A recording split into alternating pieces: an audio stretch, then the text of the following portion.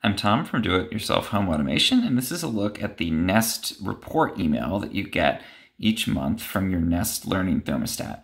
And this is basically a summary email that Google sends out once a month, and it shows you some statistics from the last month on how your house has been performing, how much energy you've saved with the Nest thermostat, and also other kinds of tips and overall information about the product.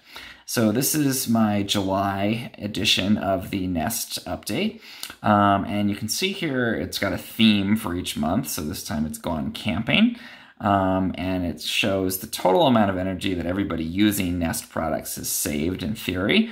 And it's equating it to the amount of energy a camp stove would use to tie into that it's that summary, that theme for this month.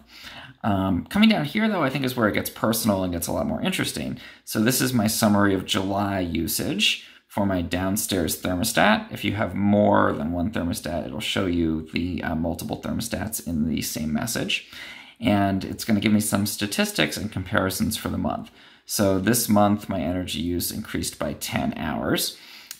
June, I used 127 hours of cooling, and in July, I used 137. So, it's just giving you those statistics. That's helpful to begin with, but then it actually starts to break down why that change happened so that you can make updates and you can maybe even change your routine to save money the next month.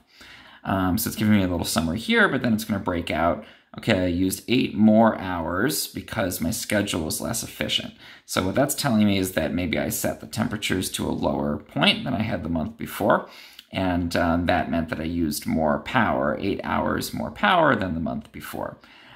Just because there's more days in July than June, I used an additional 4 hours. So that's 12 more hours that I had on there.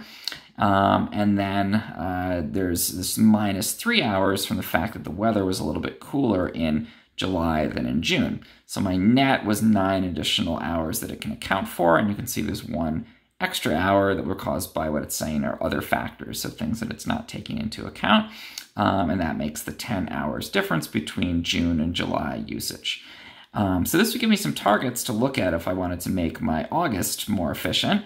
One would be to set a better schedule, and I've showed in other videos how you can go in and manually tweak the temperatures that the thermostat is using, so you can maybe raise the temperature by 1 degree and see if that really affects your comfort. But over the course of the month, that would probably shave off 8 hours or more of cooling time.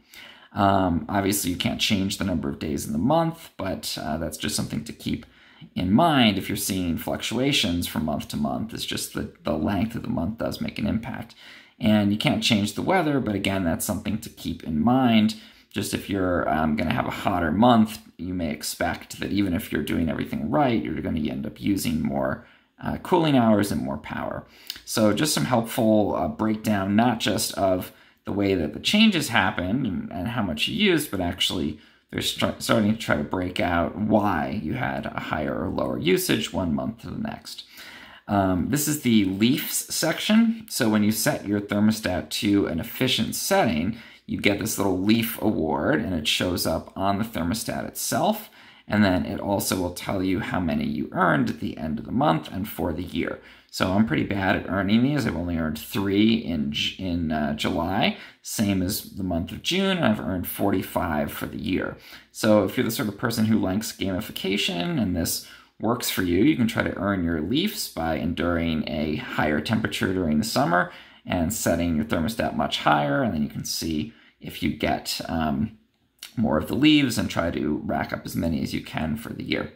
Then below that, you're just getting into promotions and things. So they're trying to push buying another thermostat, getting a free Google Home Mini. There's other promotions here. And then this one I really like. It gives a video of the month. So this is tying in other Nest products. In this case, it's the Nest camera, which I talk about in other videos. And it's showing you here kind of a funny or possibly scary video somebody posted from their Nest camera where some bears were coming into their backyard. So a little bit of a lighthearted thing at the end of the message.